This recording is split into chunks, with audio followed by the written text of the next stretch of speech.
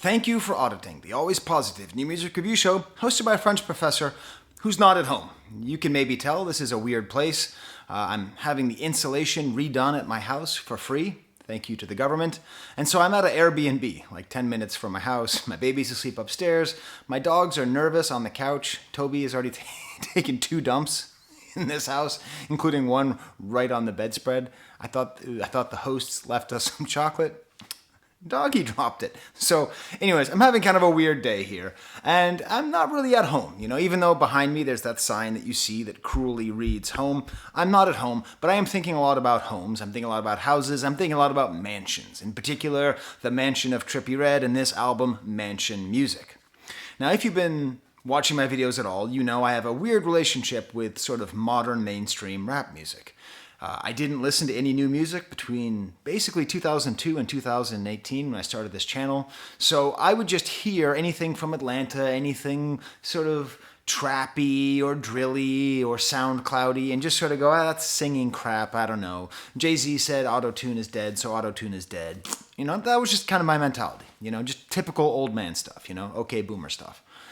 Since I started this channel, I've been able to learn that that's totally wrong, that there really are artists who are better at making this kind of music, and that even if the emphasis is not always on lyricism, which is an old fool from the old school like myself, what I would prefer is all lyricism. That's not the way that it is. A lot of times people are looking for a vibe, looking for a feeling, looking for the strength of their voice, looking for melody, things which I did not value growing up listening to Eric B. and Rakim, but something I can value now as my understanding of what rap music is expands. And so Trippie Redd is interesting because I much like so many of these artists, I'm sure I've heard him on many songs just featuring here and there, and my son's a senior in high school and he's mentioned him a few times, and I'm just sort of aware of him vaguely. And so when I listened to this album, I was surprised at how much I liked it. Now, I am going to clown on the album a fair amount. So if you dislike Trippie Redd, I think you'll like this review. It is a positive review. I do think in aggregate it's good. I like it. In particular, I like Trippie Redd himself. I think he has that charisma that you need to pull off this kind of rapping. Because if you don't have that charisma, if you don't sound like the kind of person that people want to listen to, it's just terrible. It's just terrible. But he really does have it. And more than that, I don't know how he's rated. I've never heard him rated as one of the better modern rappers, and that makes sense because his pen game, so to speak, is pretty weak in terms of like the rhymes that he comes up with. I'll talk more about sort of why some of his rhymes are bad, and about whether or not he is or is not Batman, and which Mortal Kombat character is he. But really his ability to change his flow, much like some other rappers in this sort of sphere, he isn't just like one guy, he's like 3 guys. And it's very confusing for me because I've never listened to a Trippie Redd project and then there's a guest appearance on every single one of these songs, virtually, not everyone, almost everyone. And then each one of those people who guests is also in this sort of sing-songy, trappy, drilly, new style rap. So at times, I thought there was, like the opening track, Mansion Musik, I thought there was 3 different people on it. It turns out it was just one. So I think Trippie Redd deserves a lot of credit, even though he does leave himself open to clowning. But I was thinking of something else, because probably the most important album, arguably the most important album in the history of this channel, is Whole Lotta Red by Playboi Carti. Even though I had never heard Die Lit, even though I'd never heard anything by Playboi Carti, I knew that my son liked him, I knew that my son's friends liked him, and I listened to the album, and I immediately understood something was happening. Like, there is something here. At that point, I'd already listened to 2 or 3 years of new rap music, and I could tell this was pushing this style to its avant-garde extreme, okay? I sort of called it anti-music, with how raw, futuristic, uncooked, distorted, blown out bass. This anti-music, instead of saying, well, this is an artist who screwed up and didn't know how to make it, instead I went the other way and said, well, this is like a punk artist. They know the rules and they're breaking them. Time has been kind to my opinion, as other more successful music reviewers have revisited their initial opinions. I stand with mine that album is great. But more important than great, what I was sort of thinking is this might be revolutionary. Now, you can't be revolutionary if nobody follows you, okay? So you can't like make a revolutionary new album and then no one follows you. That's not a revolution, that's an aberration. So was Whole Lotta Red revolutionary? Did anybody follow them? As you can tell by my cheeky thumbnail to this video, I think that's what this album is. That's why I call it a whole lot of Trippie Redd. It is very much in the mold, I believe, of Whole Lotta Red. Now, first of all, Whole Lotta Red was produced by Kanye West, which I think is part of the reason why it was so good and so revolutionary. The man may not be with us, but the artist will never leave. And then, this album is produced by Chief Keef, so it's a very similar thing of like having another, perhaps more established rapper producing your album for you. But really, it's in that futuristic feeling, that uncooked feeling is all here.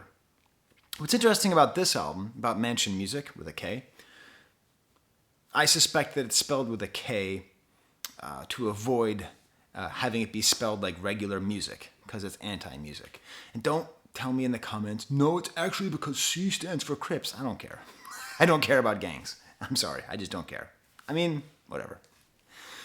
Like 15 songs on this album are produced by someone called Bacon and Popcorn, but I think it's actually someone called Nadot. Anyways, if you look up the bios of all the producers, they're Romanian, they're Belgian, they're like all over the place. And I think this is also probably somewhat the influence of a lot of the SoundCloud rappers, like from Scandinavia, maybe even the Drain Gang, that kind of weirdly futuristic, very sort of raw,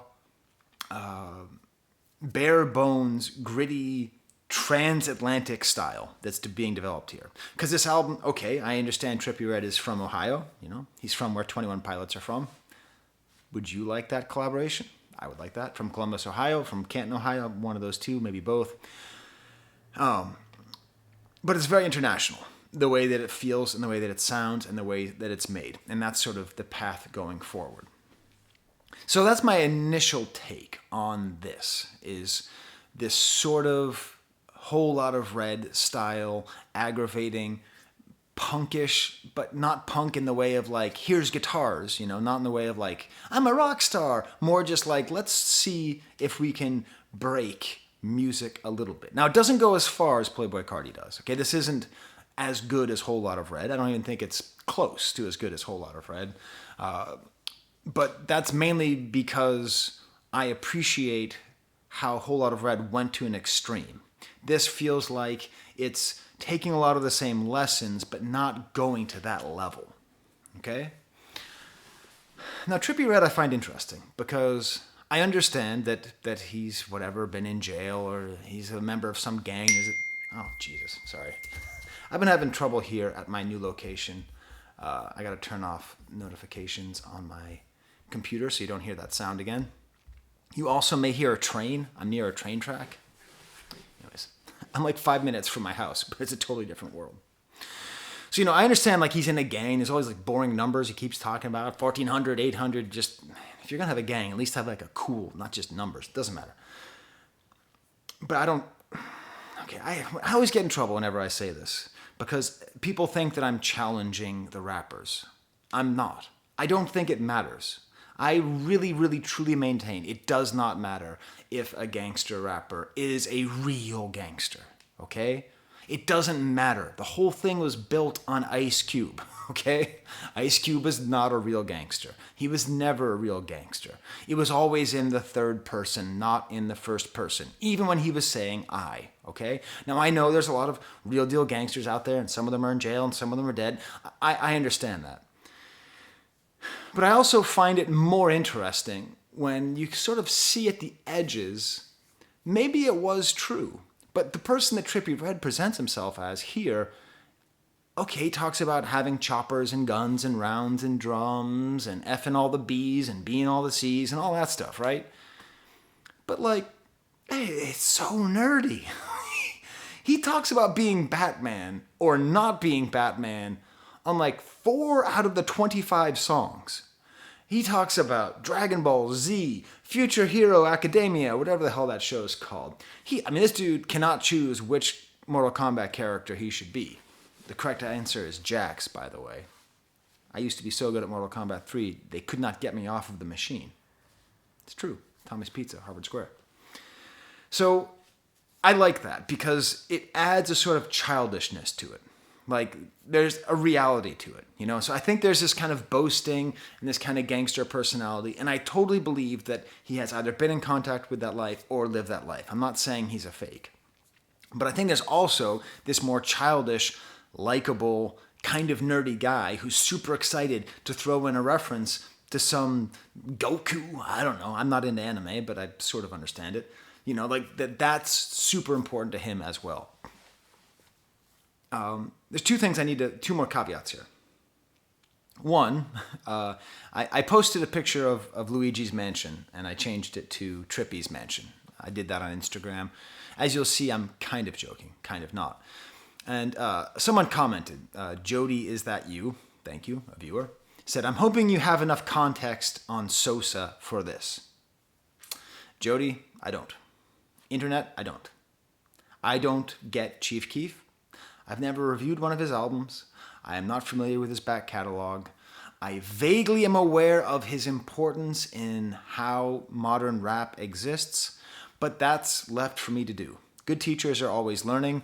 Feel free to tell me in the comments what can I do to learn more about Chief Keef. So I'm putting my ignorance out there. My ignorance is profound. I would normally have a mug, but I don't. I just have my to-go cup. My ignorance is profound. I don't know much about Chief Keef, except my son has been telling me about Chief Keef for the past 6 years. How important he is and how great he is and how prolific he is. So that's the first thing. But don't... And some of you are already just going to go, bruh, you don't know Chief Keef, L, and then leave. That's fine. That's fine. That's cool. That's the internet. That's the way things go. No offense, but I don't want you anyway. So if you want to say, bruh, you don't know Chief Keef, L, go ahead. Vaya con Dios, I'm cool. You go check out someone else who does know about Chief Keef, who's going to talk about this album in a much less interesting way than I'm about to. Sick burn. But instead, just understand that I'm coming to this raw. I'm coming to this never having listened to a Trippie Redd project, never having seriously listened to Chief Keef. So I'm going to be bringing you the experiences of somebody who thinks a lot about music, who talks a lot about music, who loves rap, loves hip-hop and all those different genres, and is coming to you totally nude, okay? Like my dogs over there on the couch, all right? Look at how unhappy these guys are. They miss their home. The other caveat is the thing that everyone says about this album is it's too long. It is. It's too long. Recently, I read that book, Rap Capital by Joe Coscarelli, where I learned the origin of this problem. Now, I blamed Drake because, let's face it, who doesn't want to blame Drake for everything? It wasn't him, though. It was the Migos. The Migos were the ones who figured out if you released albums that were way too long with way too many songs, you got way more money, way more streams, and way more attention. The way the algorithms are set up and the way that the technology is set up, it encourages you to listen to if you listen to an album that's 25 tracks long versus an album that's 13 tracks long, the artist gets twice as much money. So, what is an artist going to do? They are going to bloat out their album. Now, this is very tricky for a music reviewer, right? Because as a music reviewer, you sort of want to just say, oh, this is trash, and just skip half the songs. And I will skip a couple of the songs. Remember how I talked about how he keeps talking about being Batman? I think he repeats references because part of this, I call it magosiosis, okay? That's what I call this condition, magosiosis. That's when an album is bloated for the purposes of streaming.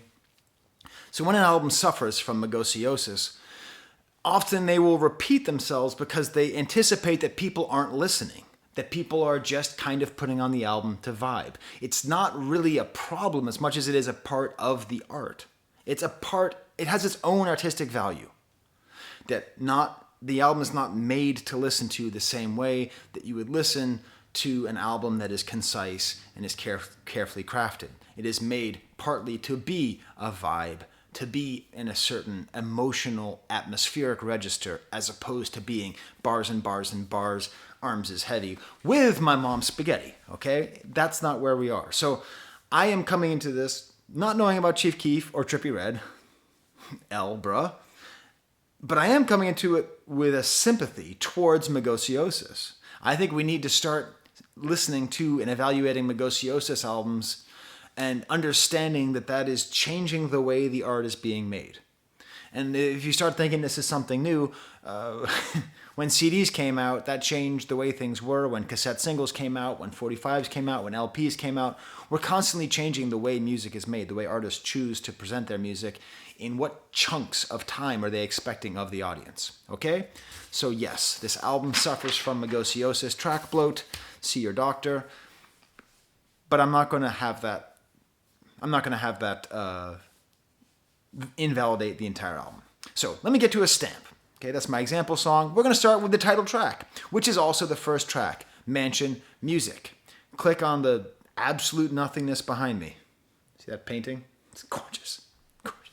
I know, you probably see this little, I'm sort of like Kubrick. In the movie The Shining, there's a scene where Danny is sitting in the kitchen talking to Halloran, and if you look, the knives are directly behind him. Well, I'm like in this haunted mansion here, and I've got this chandelier right over my head. Anyways, if you want to hear the song Mansion Musik, click on there. This is produced by that Romanian Nadat, and Bacon and Popcorn and Igor Mamet. I don't know who all these people are. Very European, very strange. Now, why did I do the Luigi's Mansion joke? Am I just being cute? No. This album actually reminds me of the GameCube video game for the Nintendo GameCube, Luigi's Mansion. Because this album is filled with horror aesthetics, okay? The album cover is like just this dark elevator, okay? And this song has like these kind of like weird minor sounds. And then there's even a theremin, which is the thing that was used in old style sci-fi and horror movies, in the back. The whole thing is intentionally horror sounds. But then at the same time, this guy is so into video games and nerd culture. You know, when he talks about crime, he often talks about it in the third person. So, you know, we have this blown out bass and this trap beat, and we have this sort of guy, and he's got, I'm sure, I don't know how many tattoos he has on his face. I bet it's more than one. And he's all, and I'm trippy, and I'm 14, and I'm 16, and I'm 8, and I'm bloods and cribs and gun and shoot and drum. But then he's also talking about Jack Sparrow, Call of Duty, Django Unchained, okay? These are all the references that he's making at the same time. So I do actually think this album reminds me of Luigi's Mansion, which is a great game and is kind of spooky and is childish and fun. Mansion Musik by Trippie Redd is a great album. It's kind of childish, a little bit spooky, and fun. You see? I tied it all together. Bruh. Video game references. L. Oh, smash the like bucket if you like what I'm doing. If you like this terrible pillow behind me. I do like his flow. Yeah, Toby, I know. I threw my towel. I threw my sweater on top of Toby to make him feel more comforted, but I don't think it's working. He might be whining a little bit. I do like how he rhymes everything with folks. You know, he's able to rhyme Jack Sparrow and Django. And Toby, come here. Toby, come on. No one wants to hear you whine. I do like that. I do like his line, brother selling white like ashy elbows. You know, interesting, sort of very culturally specific line. And also that's, again, he's talking about crime in the third person, about his brother selling white, not about him. Then he changes all these rhymes, like halfway through his verse. There's no chorus in the song, one reason I like it, to things that rhyme with candle, words like Atlanta, gangsters and robbers in Atlanta. And then there's this great point where like the bass drops off and then this guitar comes in. And this is what I'm talking about. Like, his voice is so engaging and cool, and there's all these blown out sounds, but then sometimes they pull back. And really, it seems like sometimes he's very much in this sort of Juice WRLD emo mode, and other times he's a little bit more menacing. And then there's just this huge guitar, guitar lines that are happening here. It does frustrate me when rappers work with guitarists because it always seems like they just hire the most like standard, basic kind of shredder guitar guy from studio musicianship, but that's okay. Pour a four skadoosh Kung Fu Panda with the gangsters and the robbers chilling in Atlanta. Okay, so Skadoosh. I mean, that's a specific Kung Fu Panda line. He's not like rhyming with Kung Fu Panda. He's actually talking about skadoosh, one of Jack Black's lines. So again, it's that cool kind of nerdiness here. Gets super epic. Okay, Toby, back up here. Toby, just get back up on the couch, would you? Don't take another dump, please. $20 per dog was the extra charge. Yeah, you're going to make it worth it, aren't you, Toby? No chorus here. The next song, I'm going to thrust the album a little bit quicker with the song Atlantis with Chief Keef. Totally blown out bass sounds, cool kind of ad libs, making like, again, very much in this mansion mode. This is okay, it's not Luigi's Mansion, but this is supposed to be a spooky mansion. I think maybe this album should have come out in October. It would have made more sense because it's trying to have this sort of October vibe to it. You know, this is very ghost music. Multiple styles of Trippie Redd here, fast rapping, slower rapping, more voices. He's like, okay, whenever I say the word corny, I don't mean bad. I think corny can be good, okay? Woke up, put on Calvin Klein's, used to rock that Fruit of the Loom, that B-word, watch Love is Blind, I want to watch Looney Tunes. Hey man, I want to watch Looney Tunes too. Looney Tunes are great. By the way, secretly, one of the best Instagram accounts out there is called Looney Tunes Backgrounds. It's just the background cells for all Looney Tunes. It's very fun to check out. You know, there's more like theremin in here and the interceding part. You know, it's this combination of spooky and I want to watch Bugs Bunny, you know. Chief Keef has two different verses. He also has a very interesting alternating style. He talks about taking the SAT, which is fun. His second verse is way more energetic, kind of yelling and almost like blowing out the auto-tune. Bro got the back up on his back, call him Bam. I think that means Bam Bam, like Flintstones. Oh, whoops. Sorry, this is on the wrong page here. Where are we here? Wait. Where? Oh, no, I got my notes are all... Oh, good. Here we are. Then we get to the next song. Sorry, if I don't keep petting Toby, he starts to whine. So my hand's going to be over here giving him cheeky rubbies. Next song is called Psycho featuring Future. This might be the best song on the album. I don't know. I thought Mention Music was a better example, but this is just great. Full on Whole Lotta Red beat. Like, is this just taken directly from Whole Lotta Red? It's undercooked. It's like swirling. The bass is blown out. Total vibe. There's just one part. The only change he ever makes is the one bass note goes a little bit lower. There's like the money counter beep going on here. There's this beautiful quiet part at the end of the verse. And really, for an album that seems to be so kind of aggro and all over the place, it does have a fair amount of dynamics, which is nice. Living by the code, I can't break down, I cannot erode. This takedown, we go toe to toe. I'm not fake. Wow, we go blow for blow. Is the bass loud? Come on, let me know. So it's just very much like a super excited song getting you pumped up. Which again, when I think about the Playboi Carti concert, that's kind of the mode I'm in. Just like that, you know, like I get this music because like I put it up too loud and I listen to it in my headphones. I first listened to this with my daughter on my chest. When she was napping, and I was like, you know, just going crazy. That's what it's all about. And there's a chorus in the song. It's all about going crazy. And if you want a song about going crazy, you can't do much better than the song Psycho or just Living with Toby. Next song is called Fully Loaded, featuring Future and Lil Baby. Sorry, I'll keep Toby on there so you can be entertained by him as well. Starts off with a quote by Undertaker, the wrestler. More nerdy stuff. First verse, it just sounds like two different people talking to himself. It's really impressive. All black whip, all black fit, Bruce Wayne. First reference to Batman. The chorus is just saying the words fully loaded over and over again. This is not my favorite of the very, very, very, very, very, very simple choruses. I think when we talk about like hip hop snobs and stuff who are just very upset about how much lack of effort there is put into a lot of this new hip-hop. This is that kind of example. Future is nice in here. The bass cuts out. But wait. Now where is my verse? Ah, right. Sorry, I'm losing all of, here we go. There we go. And then Lil Baby pops on. This is a very chaotic video. Throw me a like if you can see how hard I'm working to keep this dog quiet.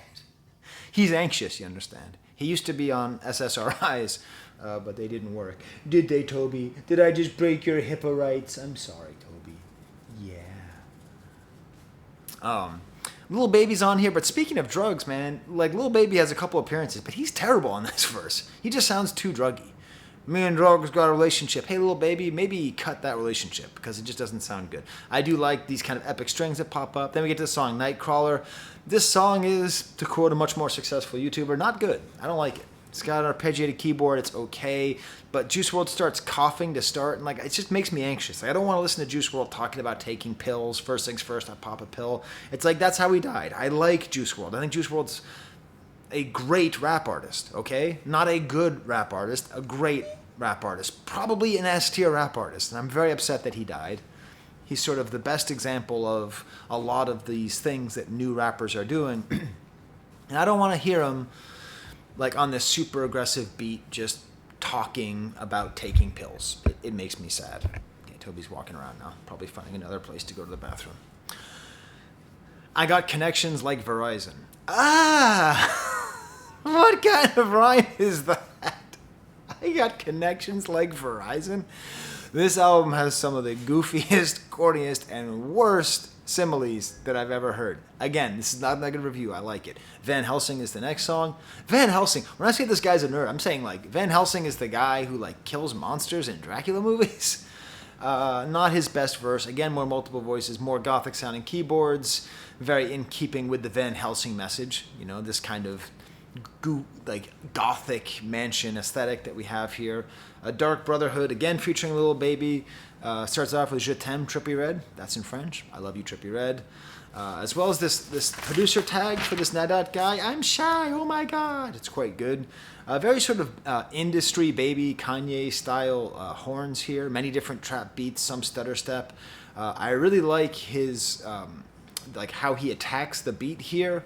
Just some of his rhymes are if the cops pull me over, then she put it in the kitty, walking through my hood with the drum, it hold 50. 556 for the being dumb. No kizzy. Off the Percocet, got my man dancing like Shiggy. I understand that kizzy and Shiggy must be real words in slang, but I don't know what they mean yet, so it's just funny to me. The Big Boss, no Rick Ross, more like Biggie. I've been puffing on gas, got me feeling like Diddy. Catching up, walk him down, then hit the damn gritty. I don't know if he's making up all these words or if they mean something. Feel free to tell me in the comments. Hey, Lil Baby, much better on this song. He's a little bit more clear. He sounds a little bit forced. It's a very Juice WRLD style chorus, and then it includes the lyric, which in an album that is full of amusingly bad lyrics. You know, we keep it litty like a titty. You know that. Hey, one thing you know about Trippie Redd. In my crew, we keep it litty like a titty. What does that mean, Trippie Redd? Do I keep it litty? Do titties keep it litty? Okay. This is a weird video. You're still watching. Nice. Free Rio, in reference to a recently incarcerated rap artist. It's funny because I listened to this in the car at first and I didn't like it, but you really have to listen to the headphones to hear how stilted the beat is, how kind of scary the variation in his voice. He refers to himself as the Big Bird, and in an earlier song he refers to himself as Elmo. This guy makes nothing but dorky references. Last part of the verse is cool because it's just him with no auto-tune, just straight talking, just his voice. I think that's the only point on the album. It's quite interesting. Cool kind of TikTok ending. Everybody's sick. Everybody's sick. Achoo! I think they made it for TikTok. I think they made it for TikTok so everyone can act like they're sick and go achoo at the end. My son insists that this beat is very Detroit-like in honor of Rio. I don't know if that's true. Tell me in the comments if my son knows more than I do. Well, he does know more than I do about a lot of things. Next song is called Crazy Train with Travis Scott. Heavy metal and rap. Nope. Don't want it. I don't want heavy metal and rap together. I'm sorry. I saw Anthrax tour with Public Enemy. Okay, we're talking 1991. We're talking the genesis of this horse hockey. I don't want any more of it, but it's okay because the beat settles in a little bit, gets a little bit different. I guess this is referencing the Ozzy Osbourne solo track, Crazy Train, which, by the way, is not a good song either. It starts off badass, but that verse is so weak. You get all psyched. and then it's like bang, bang, bang, bang, bang. Hot take, Crazy Train is not a good song. Interesting part with auto-tune, You Say Farewell, the pre-chorus is yeah, I do. I've read a couple of comments, people complaining about the mix with Travis Scott, like what's up with this mix? I think this is like the coolest part of the album, because it's really weird. I think this is that Whole Lotta Red avant-garde stuff going on here, where his voice is way in the back, and this guitar's in the back as well. It has this very weird sound. I hope they don't remix it. Next song is called Muscles with Lil Durk. Boring. It's a boring song. Durk is fine, beats fine, everything's fine. Very kind of Juice WRLD emo style. He says, I feel invincible, I beat his ass, Johnny Cage. Man, Johnny Cage, like, first of all, you rhyme the word cage with cage. Okay. But, like, Johnny Cage is one of the weakest Mortal Kombat characters. And if you're going to talk about Johnny Cage, at least talk about, like, hitting you in the nuts or something. That's the only thing he's famous for. That and wearing sunglasses. Johnny Cage. Goodfellas featuring Nardo Wick. I like the way this beat grows and has echoes. It's very like the high. Toby, I do not like the way you're walking around back there. Toby, would you be my little Nardo Wick and hang out with me? Okay. I like how like avant-garde this beat is. Especially with the hi-hats, kind of stereo going in both ears, kind of piano trills. I'm the Dark Knight. Pull up like Batman. All right, dude, you're Batman. You're Batman. I was eating ramen like Deku. I'm the chosen one like Goku. Simple, good chorus. Yeah, I F him up. And then Nardo comes on, and he's just super, like, raspy and cool and challenging. Although he does talk about putting someone on their, putting a shell to their back, like Raphael. Next song is called Killionaire. Seems like maybe it has some, like, even like PlayStation loading sounds in the beginning. Low piano notes, low synths, slightly mechanical sounds. He calls himself a scarecrow for the second time. Again, he keeps calling himself the same things. I think it's because he knows people aren't fully listening. It's a side effect of magosiosis, is that people are not listening as closely as I am listening now. Prayed to God and he heard me. I could be anything like Kirby. So for those of you who think that I'm going too far with the Luigi's Mansion thing, this is a rap artist comparing himself to Kirby, the little crappy pink thing that eats stuff for the video games that are made for babies, okay? This is a knowledge of Nintendo lore that goes beyond like jump like Mario. A great stutter step, though. I really like his voice and his flow. Obviously, I've been clowning a lot, but he's a really good artist. He's a really good rapper. I really like the way that he raps in this song. Yeah, I run the mob. I'm ready for combat like I'm Raiden. We can't stop with the Mortal Kombat references. At least he's better. In my house, we called him Maurice the Hat Man. That was what we called Raiden when we were playing, growing up. I rock a fear of God and word F Satan. I like that as well. High Hopes featuring Big 30. It's a cover of the Panic at the Disco song. And frankly, I think he really pulls it off. I didn't think he would have the range to do that. But I think this is one of the best covers of a Panic at the Disco song. I mean, obviously, last year... I'm joking. It's not a cover of Panic at the Disco. That's one of my jokes. Cool kind of descending bass lines, animal growls. You want smoke? We're like, Arr. I pulled up with the chop, let it go. Arr. Arr, Toby. Arr. Big 30 is fine. Kind of Memphis drawl there. It's pretty good. Next song, Die Die. Do you see the magosiosis? How taxing it is for music reviewers to have to go through all these songs and take them all seriously. He's freaking out on the carpet right now. That's the sound.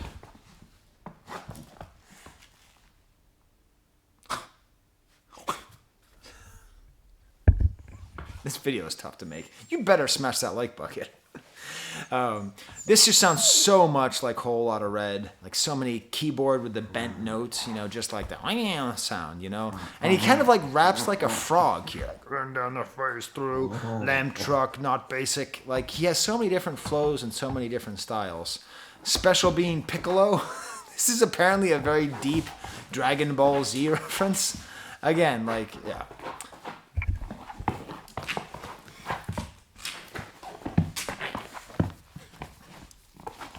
Go crazy. Psycho, Toby, psycho. Next Next song is called Who Else featuring Rich the Kid. I love the aggravating handheld electronic sound, like this loop and these trap drums underneath. Just a very catchy chorus. Really weird cadence. Rolling with the gang. Who else? I don't know. He really is.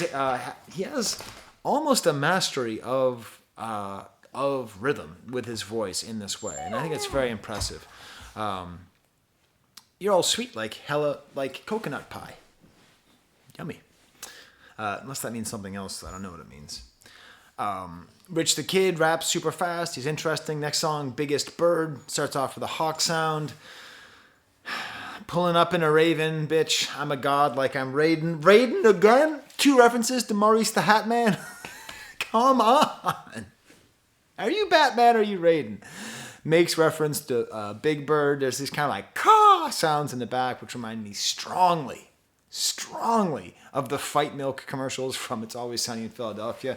I swear to God I like this guy. I swear to God I like Trippie Redd. I'm clowning on him, but I can't help it. He leaves himself so open to clowning.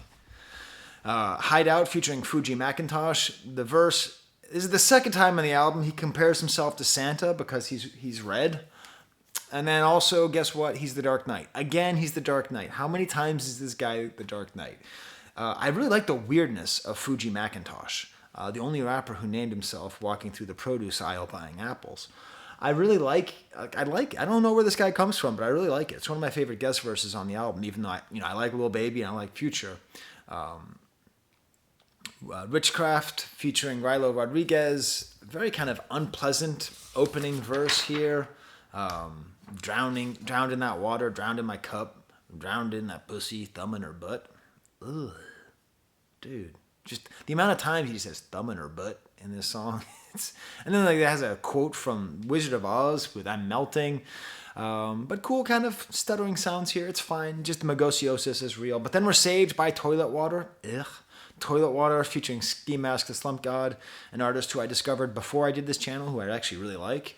And just, I like it because he's odd and he's weird and he's gross and the flush and this just weird, intentionally upsetting feeling, kind of gross feeling. It works really well. Pure featuring G Herbo. I love the high sound of his voice here. It's like he can be in conversation with himself. He makes reference to the president like I'm Buren. He makes reference to Martin Van Buren. To my knowledge, the only time in hip-hop history someone makes reference to Martin Van Buren. I believe he was the 9th president of the United States. Correct me in the comments if I'm wrong. What? This guy, that's a deep pull.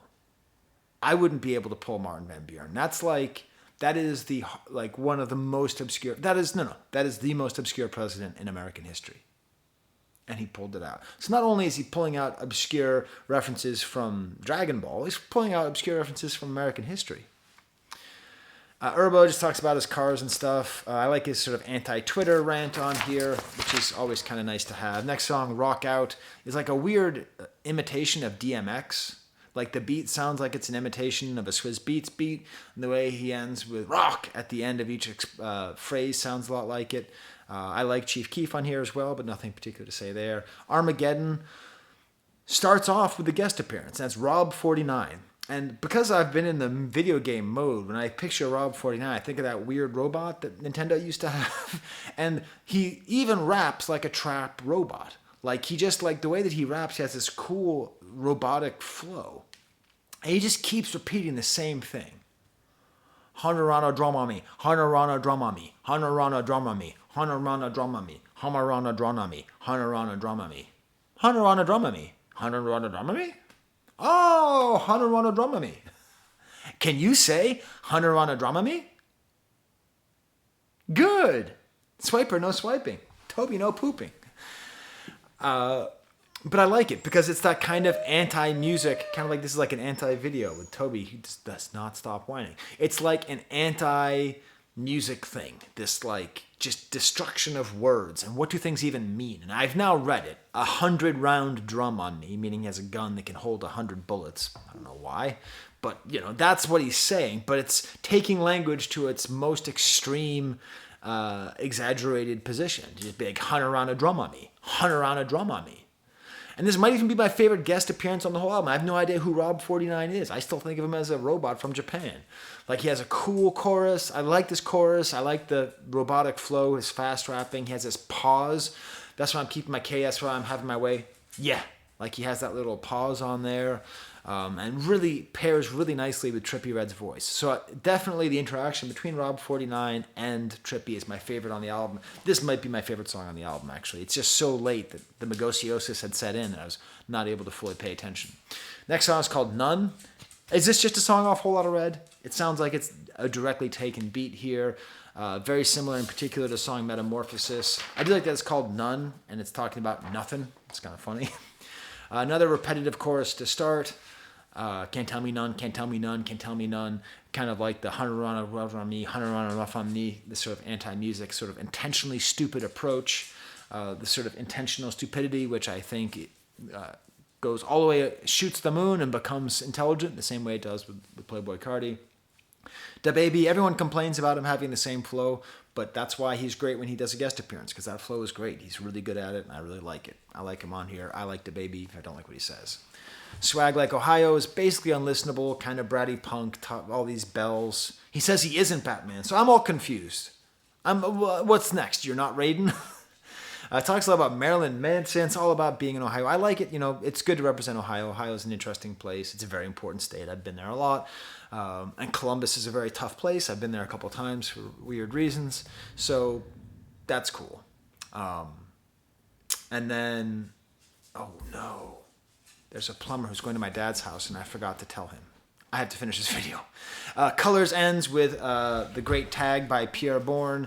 This is a very mellow song. It's all about different colors, you know.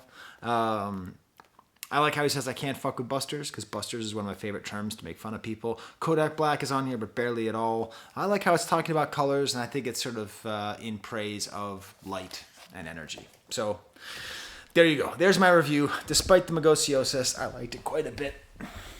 We now have Toby over there jumping around, and Bo's been a good boy, so he's going to get an extra pat. Until next time, fight magosiosis, or don't. There's the camera.